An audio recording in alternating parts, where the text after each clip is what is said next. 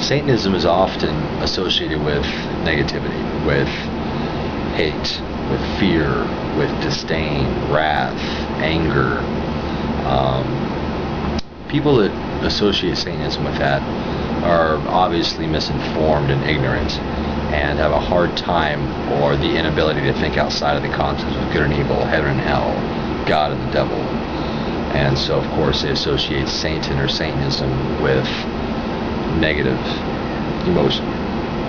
And what most people don't understand, even intelligent people, is that children are born with a natural sense of right and wrong, a natural morality. You know, we don't have to be God-fearing people to know what's right and wrong. You know, the one thing that I champion about Christianity is the golden rule. You know, treat others as you'd want to be treated. And that's a general thing that you learn as a child. And most children have the ability and the empathy to understand, you know, what's right and wrong, and what feels good and what hurts. And we don't need to be God-fearing people to figure this out. We don't need to be beaten into submission by any religion, or scared shitless by you know, some intangible afterlife and superstitious nonsense and folklore. People have the natural ability to do what's right and to do what feels good to them, and to what's natural, and to what's moral, basically. People become perverted when people's natural desires become suppressed by fear, by anxiety, sexually and otherwise.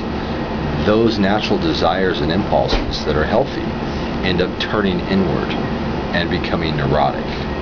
And there becomes armoring, and there becomes defense mechanisms that respond when those desires try to poke free. And that's called neurosis, in a nutshell. I mean, Freud could explain it a little better than me, but that's in a nutshell.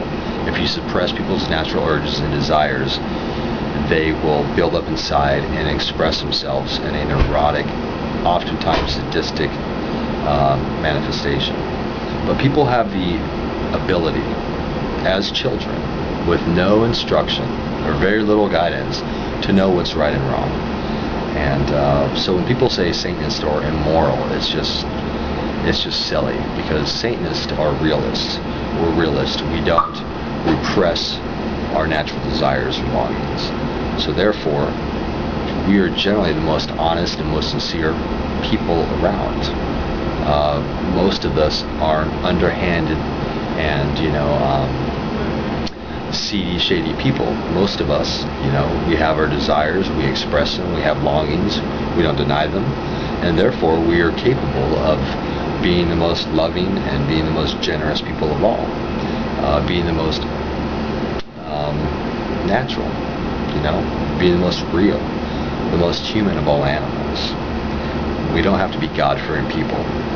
Morality, in the normal sense of the word, God-fearing morality, has created fear and anxiety about our natural feelings and longings, and therefore has created neurosis and neurotic impulses, sadism, sadistic hate.